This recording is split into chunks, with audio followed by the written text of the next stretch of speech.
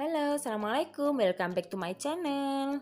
Setelah kemarin kita melalui masa corona, kali ini ada lagi nih, yaitu masa Omikron katanya. Nah, dimana tanda-tandanya itu banyak sekali orang yang sakit massal dengan gejala yang hampir semuanya sama, yaitu panas, batuk, pilek, dan sakit tenggorokan.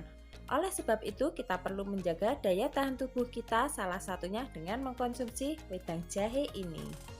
Tonton terus videonya. Bahan dan cara pembuatannya. Langkah yang pertama, kita didihkan air sebanyak 900 ml kurang lebihnya. Kemudian kita potong-potong serai sesuai dengan keinginan kita, bisa miring-miring atau bisa manjang. Kemudian kita potong-potong jahenya. Nah, jahenya ini bisa kita bakar terlebih dahulu, itu akan lebih mantap. Atau jika kita enggan membakar, kita bisa langsung memotongnya. Jangan lupa dicuci bersih terlebih dahulu. Setelah airnya mendidih, kita masukkan jahe yang telah kita potong-potong tadi beserta dengan serainya. Kemudian kita masukkan gula merah. Saya menyarankan gula merahnya yang aren karena rasanya lebih enak.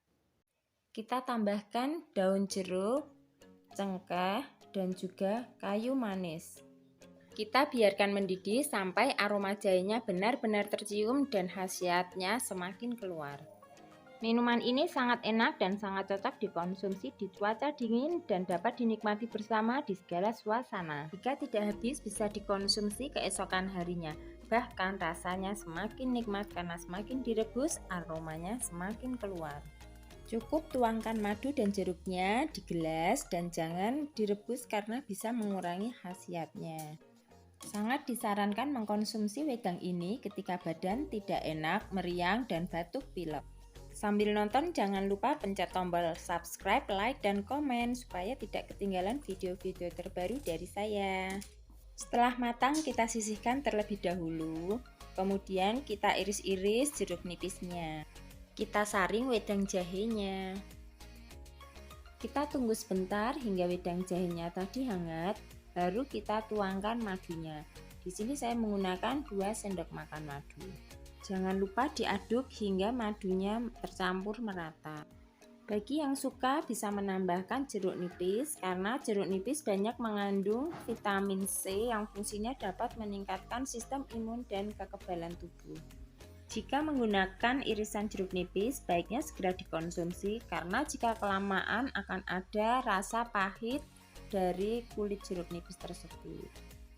Versi yang kedua, kita bisa menambahkan susu SKM putih pada wedang jahenya. Kemudian kita aduk rata. Jika terlalu manis, kita dapat mengurangi susunya atau mengurangi wedang jahenya. Versi yang pertama dengan menambahkan madu dan juga jeruk nipis sudah. Versi yang kedua dengan menambahkan susu SKM juga sudah kita buat.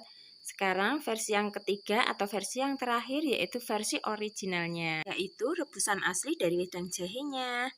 Dari ketiga versi ini, mana yang kamu suka? Please komen di bawah ya. Sekian video saya kali ini, terima kasih sudah menonton, terima kasih yang sudah subscribe, like, dan komen. Jumpa lagi di video selanjutnya. Wassalamualaikum.